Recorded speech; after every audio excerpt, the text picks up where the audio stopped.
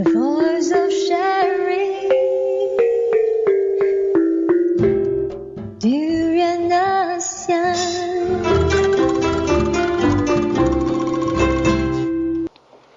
Hello and welcome back to During ASEAN. You're with Gowri and Yasmin. And we are moving on to our blast from the grassroots, and today we have a special guest from all the way from Penang, from PWDC, and she is also the Communications and External Relations Officer from PWDC actually.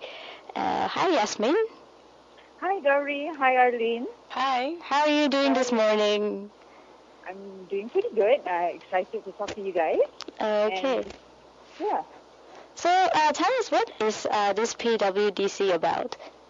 Okay, PWDC, it basically stands for Penang Women's Development Corporation. Mm-hmm. Okay, so what we are a state agency that was established in 2011. Okay, and we work towards mainstreaming gender equality, social inclusion, and good governance in across all sectors in Penang, not just in the government, but also in the private sector and the public sector. Yes. Okay. So, just that's what we are, lah. Okay, so it's basically a center to reach out to women, is it? Yeah, it's not necessarily just women. We're also okay. looking at, because you see, our tagline is gender equality for all. Mm-hmm.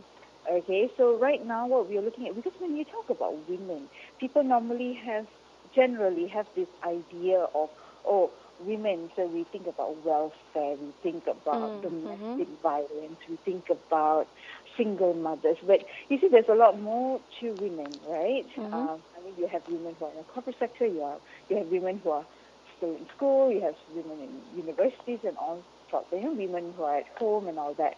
And when we talk about gender, we're not just looking at male versus female. We're looking at all the different gender groups. Meaning, we look at men, women, boys, girls, elderly male, elderly women, disabled men, and disabled women.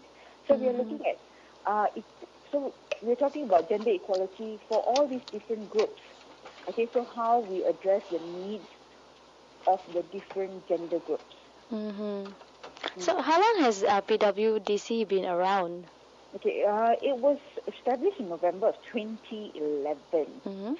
So we've been around 11, 12, 13, 14. So this is our 4th year. Okay. Yeah. So what are, I guess, some of your programs that you've been carrying out in order to, before that, maybe what are the objectives of PWDC? Okay, PWDC has 5 key objectives. Okay, the first one is to develop gender-responsive policies and good governance. Second is to promote awareness and understanding of gender and social justice. Okay, the third one is to enhance women's participation in the socio-economic and political life of society.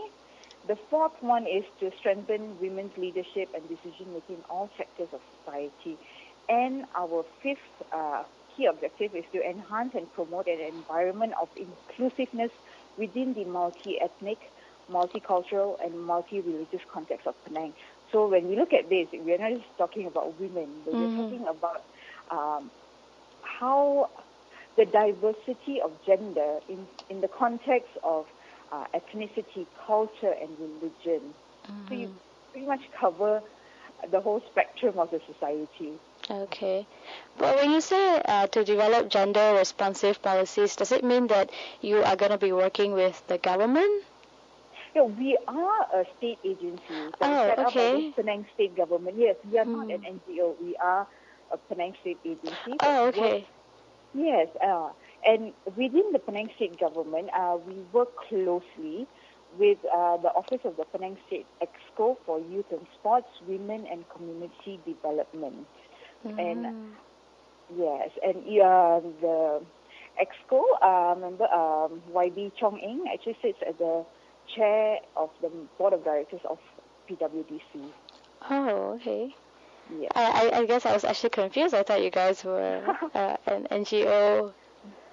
Many people have that preconceived notion that we are an NGO, but actually we are not. We are a state agency. Okay.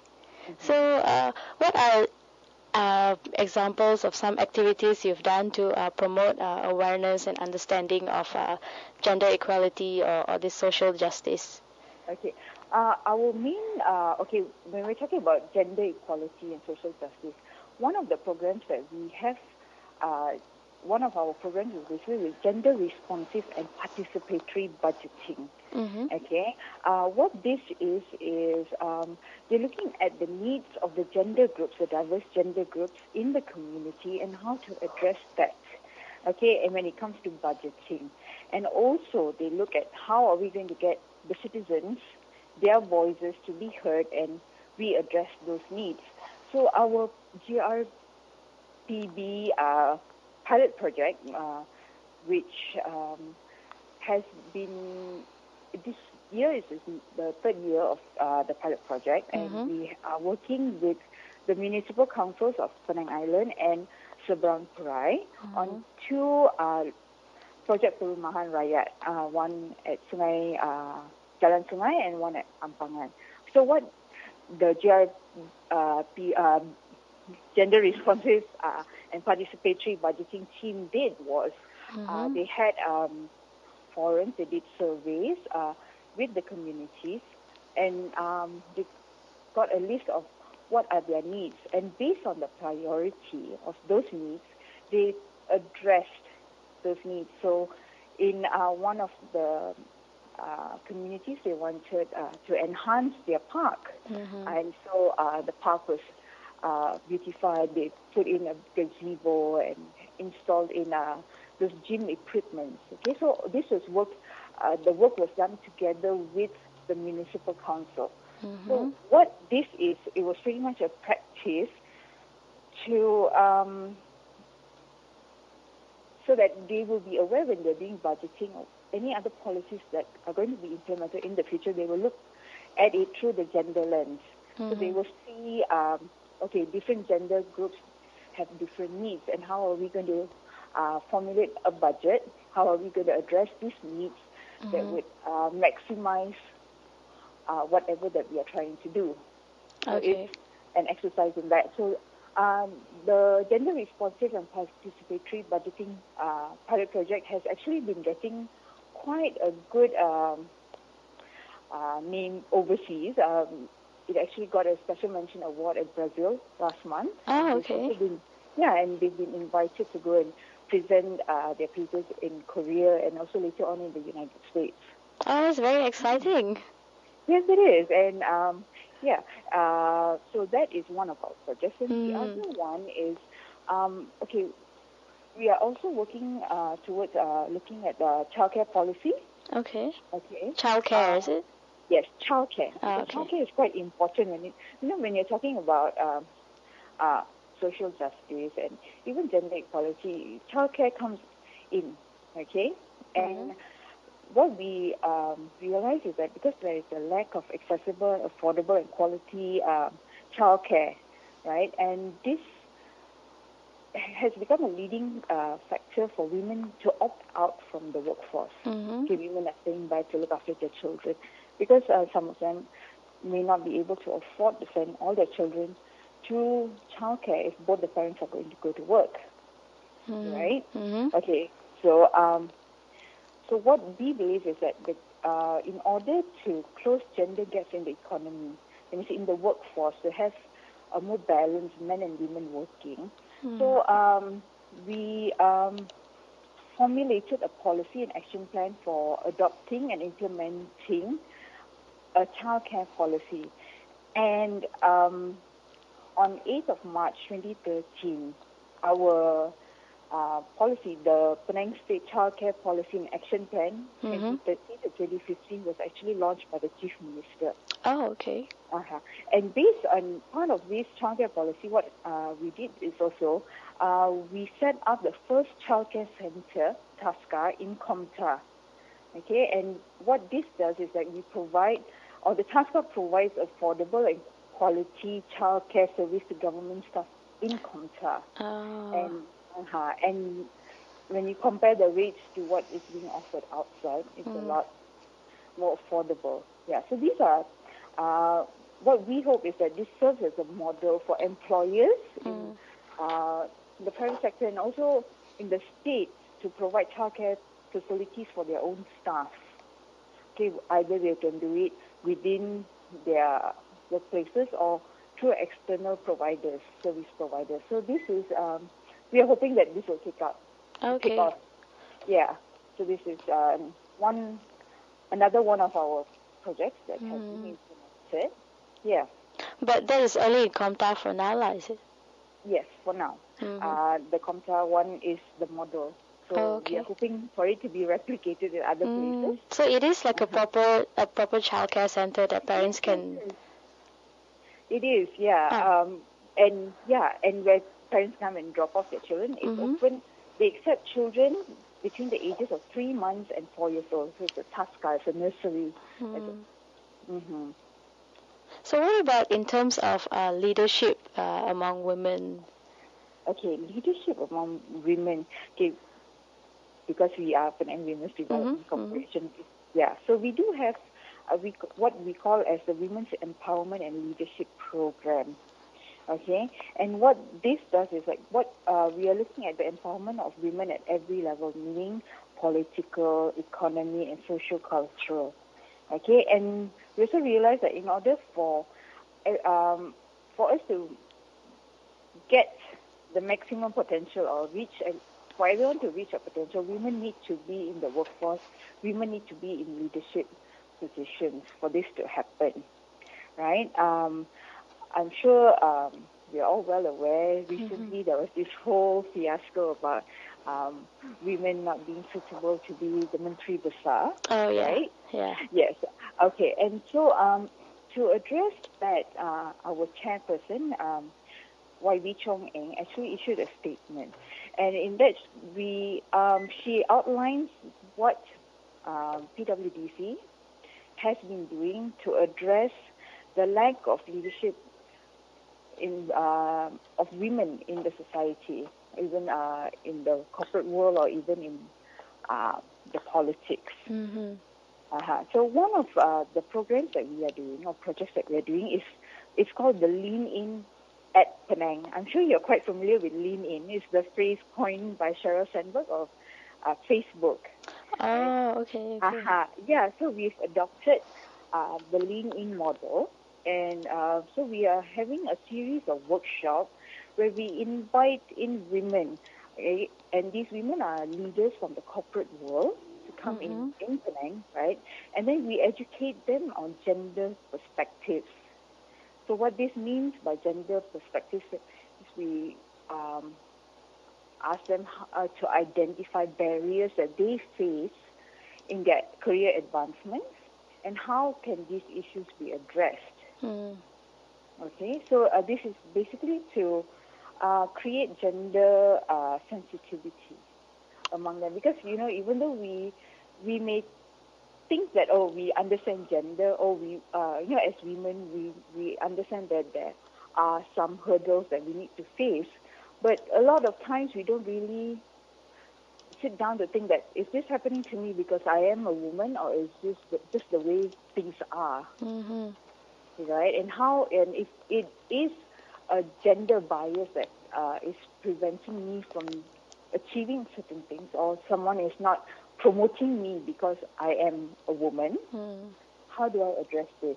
Or if I see the same thing being done to someone else, how do I address it? Or I, as a CEO or a GM or a manager, am I not promoting someone because on the basis of them being a woman? How do we address all these issues? So that is what the Lean In at Penang workshop is aimed at, creating or cultivating this gender sensitivity. And also what it does is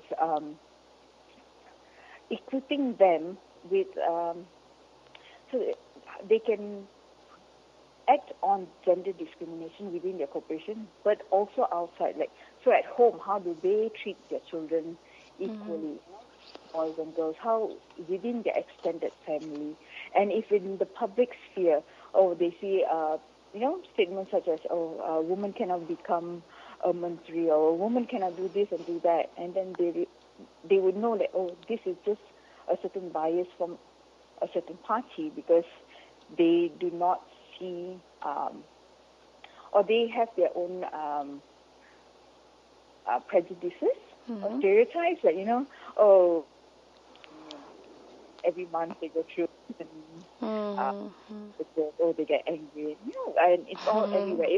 Even Hillary Clinton gets those kind of comments that now, the whole thing is that they're saying that she can't become the president because she's a grandmother or something like that. Yeah. Okay, that's a very interesting insight. Yeah, I think that being a woman itself is a challenge, and there's a lot of things that the opposite sex can actually use against us. Yes, exactly. And when we are talking about the opposite sex, right? And another thing about the lean in is not just for women to lean in at the workforce, but also for men to lean in at home. Oh, okay. Yeah, because what we are looking at is that not just to empower women to take on leadership positions, but also to reach out to men so that they realize what their responsibilities are in families or in the society, and for them, and also to dispel all these stereotypes, gender-based stereotypes, so that once again it's exposure. Some people have this idea that, okay, if she's a woman, she can't do this and that. But then once again, that's not true, because it does not depend on the gender of the person, it depends on the individual themselves. And this is what we are reaching out against as well. And in our leading workshop, just the last one that took place on 3rd of July, we actually had 2 men participate. And at first, one of them looked kind of, reluctant to be there. But towards the end, he was very much engaged, and he started talking about, things at home, and how between his siblings and between his children, how, like gender is a non-issue, because, you see, men need to realize as well that women can be leaders. They need to know.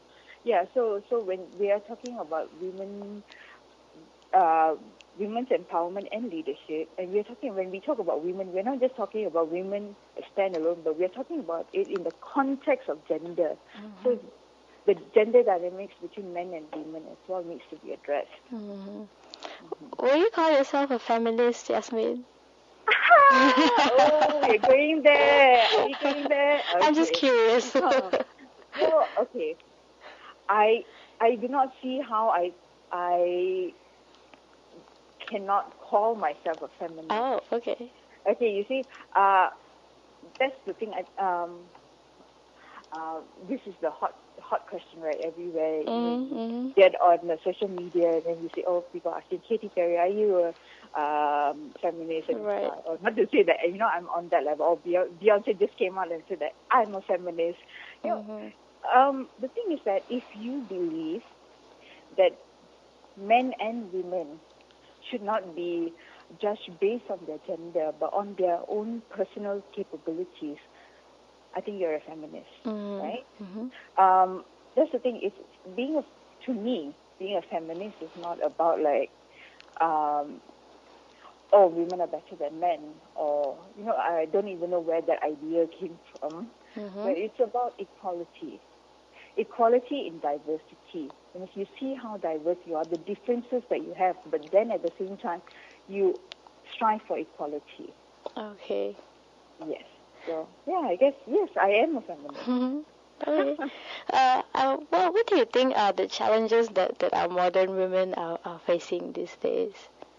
Okay, modern women are facing. One is there's this disjunct between the image of women that has been or that is being projected in the media, social media, in the movies, television, right? There's a certain, and even when you go to if you go to a toy store, you see the boys' toys are all like blue and camouflage and rough and tough, and then the girls' toys are all pink. I mean, who decided that girls can only play with pretty things, or they only like pretty things and they want to play with pink dolls? Yeah, they only like pink. Exactly. This is, well, once again, this is all marketing tactics, right? Somewhere way back, ad agency or marketing firm saw like, hey, you know what? We can attract more women if we sell these things in pink tones or more appealing, vibrant colors. And once again, these are all very new concepts, right? So I think that is the biggest challenge for women, because the outside world tells us that this is how women should look, this is how women should be.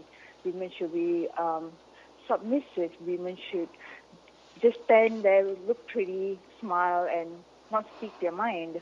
But when in fact we need to, that is, we are regressing as a society.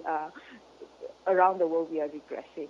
And we need to get back to the basics and think, look at individuals, look at each other as individuals, and value your talents, your skills, and see what sets you apart. And then you work on that. Do not let others dictate, what you should be, or how you should be, or how you should present yourself. Yeah. So, what is your job actually as an external relations officer at PWDC? Basically what I'm doing with you right now. Oh, okay. To get the word out there. Yeah, to get the word out there. But to be honest, I just joined on 1st of July. Okay. Okay. So I'm pretty new, and and for me, this is exciting to be working here with a group of people who are quite passionate, about this gender issue, because all this while it's just been me and my friends talking about, issues such as what is the image of women in media, or the hurdles that we face, and this and that. But then now you're actually, I'm in here, I'm seeing how change is being done, like the how change is starting, and I'm getting to witness that, and for me it's very encouraging, because I see a group of people who are passionate about what they are doing, passionate about gender equality, passionate about women's empowerment, passionate about social justice, and they're working towards it really hard, trying to, it's a ripple effect. So, you throw the first stone and then the ripple goes on and on and on. And yeah, and this is very encouraging for me as the newest person to join in the office, a person who has not had the opportunity to see this part of, once again, you could say that, part of the back, how the government works at the back, in the background, okay, how things are being implemented, how change is being pushed for. Yeah? Right. Yeah. Yeah, okay. I guess that's all the time that we have for today. Thank you very much for sharing. Okay. Yeah, before I leave, can I just say, if all of you who are listening, if you want to find out more about what we are doing at PWDC, look us up, www.pwdc.org, or you can go and look us up on Facebook. Just type in PWDC, or Penang Women's Development Corporation. Okay. And we would love to hear from you.